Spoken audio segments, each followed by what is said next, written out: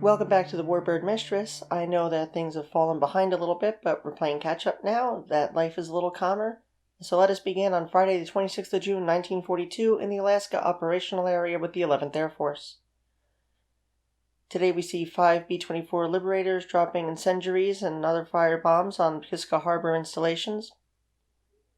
And after a break on Saturday, on Sunday the 28th, B-17 weather aircraft fly over Kiska Island. A solid weather front cancels the bombing that had been planned for that day, and on today, as well as tomorrow, Tuesday the 30th, advanced reconnaissance parties land on Adak Island from American submarines in an effort to assay the Japanese advances in their installations and also targets for aircraft. So on Tuesday the 30th, we see a B-17 again flying weather recon over Kiska in the ever-changing air of Alaska. And on Wednesday, the 1st of July, 11 Bomber Command Provisional, comprising of the 28th Composite Group and its assigned squadrons, is activated. Colonel William O. Erickson is in command, and in terms of air operations, another B-17 on weather recon goes over Kiska, but is forced to land early due to weather. And finally, on Thursday, the 2nd of July, 7 B-24s and 1 B-17 fly photo recon and bombing missions on Attu Island, and they find it appears to be deserted. They also fly over Kiska and Agatu Islands, and near misses are scored on a transport and destroyers spotted at Agatu. Moving further south to the American Theater of Operations in the zone of the interior, on Wednesday the 1st of July 1942, with the Western Defense Command, that is the 4th Air Force, the 4th, 7th, 18th, and 391st Bomb Squadrons Heavy of the 34th Bomb Group Heavy make a move from Davis Mountain Field in Arizona to Geiger Field, Washington, as they continue ASW patrols with B-24 Liberators. And also with the 4th Air Force, as we move to Thursday, the 2nd of July, the 48th Bomb Squadron Medium, 41st Bomb Group Medium, moves from Minter Field to Naval Air Station Alameda, California, as they continue their anti-sub patrols with A-29s and B-18s. Hopping across the pond to the European Theater of Operations in the 8th Air Force, on Friday the 26th, air echelons of the 31st Fighter Group are established at the adjacent villages of Atcham and High Air Call, England, by this date. These are the first combat personnel of the 8th Fighter Command to reach the UK. In 1942, the group is outfitted with Supermarine Spitfire 5Bs, like this one flown by Norman P. Thompson of the 309th, photographed in September 1942. The Spitfire never does receive an Army Air Force designation, despite it being used by many squadrons. Stateside, the air echelons had been previously outfitted with the P-40 and P-39. On Monday, the 29th of June, Captain Charles C. Kagelman, commanding officer of the 15th Light Bomb Squadron, on a mission with 12 RAF Bostons against Hazebrouck Marshalling Yards, France, becomes the first member of the 8th Air Force to drop bombs on enemy-occupied Europe. The first pilot fatality of the 8th Air Force in the ETO was also seen in the person of First Lieutenant Alfred W. Giacomini of the 31st Fighter Group, as he crashes a Spitfire while landing at Atcham. On Tuesday, the 30th of June, joint Anglo-American control of Burtonwood Air Depot begins with a view towards subsequent exclusive control by the Army Air Force. 8th Air Force Services Command is designated as the U.S. agent at Burtonwood. On Wednesday, the 1st of July, Operation Bolero, the buildup of U.S. armed forces in the UK for an attack on the continent, is revised downward from 66 to 54 combat groups due to the demands of other theaters. Army Air Force Foreign Service Concentration Command is activated to handle the movement of units and troops to and from overseas territories. And a little further north in Prestwick, Scotland, the 1st B-17 of what will come to be thousands of them arrives as part of the Bolero air movement by the North Atlantic route, assigned to the 97th Bomb Group Heavy. She flies via a route that includes Canada, Newfoundland, Greenland, and Iceland towards Scotland and eventually England, and in time, over Germany.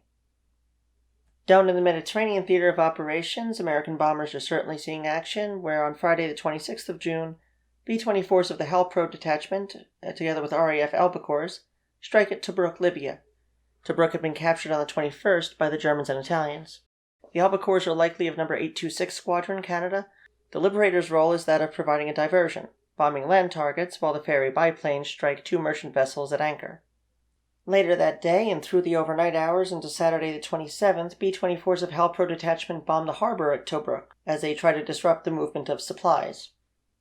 On Sunday the 28th, Major General Lewis H. Brereton arrives at Cairo. There, Headquarters United States Army Forces in the Middle East issue him orders placing him at the command of the U.S. Army and Middle East Air Forces. This is activated immediately upon his arrival and comprised of the Halverson Detachment, HALPRO, his own detachment, the 9th Bomb Squadron Heavy, and other personnel which Brereton had brought with him from India, and the Air Section of U.S. Military North African Mission. Also activated today is the Air Service Command, USAMEAF, under Brigadier General Elmer E. Adler. And later on the 29th into the 30th, the B-24s strike again at Tobruk in another overnight mission, and the first U.S. combat casualties in the Middle East are recorded as one B-24 is lost. Major General Lewis Brereton moves his detachment from Egypt to the Mandate of Palestine as well on Tuesday the 30th, as General Erwin Rommel advances towards the Suez Canal. Another strike happens during the night of the 1st into the 2nd at Tobruk, again with B-24s. And on Thursday the 2nd, the 9th Bomb Squadron Heavy of the 7th Bomb Group Heavy arrives at Lidda in Palestine from Allahabad, India with B-17Es. Their first mission will be on the 4th of July. And later that day, in the overnight hours, once again, another night strike at Tobruk happens, this time with B-17s and B-24s striking at the newly captured harbor. And with that, we continue our march eastward into the CBI Theater of Operations and the 10th Air Force. On Friday the 26th, Brigadier General Earl Naden becomes Commanding General 10th Air Force, succeeding Major General Lewis H. Brereton, who, as we just mentioned, took over in the Middle East. The aircraft and the crews of the 9th Bomb Squadron also leave with him, leaving the 10th Air Force almost a skeleton. On Saturday the 27th, the 16th Fighter Squadron of the 51st Fighter Group is moved from Karachi, British India, to Kunming, China with their P-40s. On Sunday the 28th, the 11th Bomb Squadron of the 7th Bomb Group, based at Kunming, sends a detachment to operate from Dinjan, India with B-25s. On Monday the 29th, we see Colonel Robert C. Oliver assuming command of 10th Air Service Command. This is also the day we saw the 9th Bombardment Squadron of the 7th Bomb Group depart India for Mandate Palestine with B-17s, as we already mentioned. On Tuesday the 30th, the 11th Bomb Squadron of the 7th Bomb Group at Kunming once again sends detachments elsewhere, as they operate now from Kwailin, Henyang, and Nanning with B-25 Mitchells.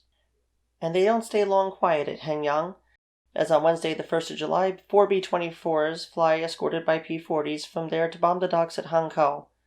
Bad weather handicaps the bombardiers, and the effects of the raid are inconsequential. However, on Thursday the 2nd, B-25s and P-40s once more strike Hankow dock areas for the second consecutive day. This raid, more successful than the first, causes considerable damage. The Japanese retaliate during the night by attacking Henyang, but they fail to hit the airfield, as many fail even to find the airfield. And lastly, in the Pacific Ocean area with the 7th Air Force and the Southwest Pacific area with the 5th Air Force, you'll see them both there, we see on Friday the 26th 3 LB-30 Liberators bombing installations on Wake Island. The raid takes place during the night of the 26th and the 27th and is staged via Midway. On Monday the 29th, we see 5th Air Force B-17s hit airfields at Rabaul, New Britain, and at Lae, New Guinea, in another night strike. And we also see the 35th Fighter Squadron of the 8th Fighter Group moving from Port Moresby, New Guinea to Woodstock, Australia with their P-39s. On Tuesday the 30th, the 5th Air Force turns to the Dutch East Indies for their targets as B-17s attack Japanese installations at Dili and Koh Pong on Timor Island and at Kendari on Celebes Island. Otherwise, B-25s and B-26s are concerned with Lae, New Guinea, and bombing the Japanese airbase there. That same day, the 36th Fighter Squadron of the 8th Fighter Group also moves out of Port Moresby, landing in Townsville, Australia with their P-39s.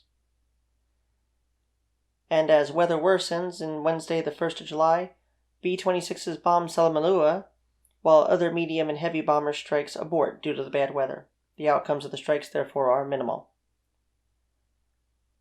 And finally, over the course of July, a large movement occurs as the headquarters to the 11th Bombardment Group Heavy moves from Hickam Field, Hawaii, to the New Hebrides Islands. And that was the week of Friday the 26th of June, 1942, through to Thursday, the 2nd July, 1942. I apologize for being a little late behind, but I'm definitely getting things back on track. I most certainly want to thank all of you who financially support this effort. Not that I don't love my tiring, frustrating, barely above minimum wage job during the week, but other than that, I really do want to appreciate all of you who tune in, and I hope that you tune in regularly. If you haven't checked out other videos on the playlist, now might be the time to do it. And with that, I bid you adieu. This is Claire, and I am the Warbird Mistress. Take care.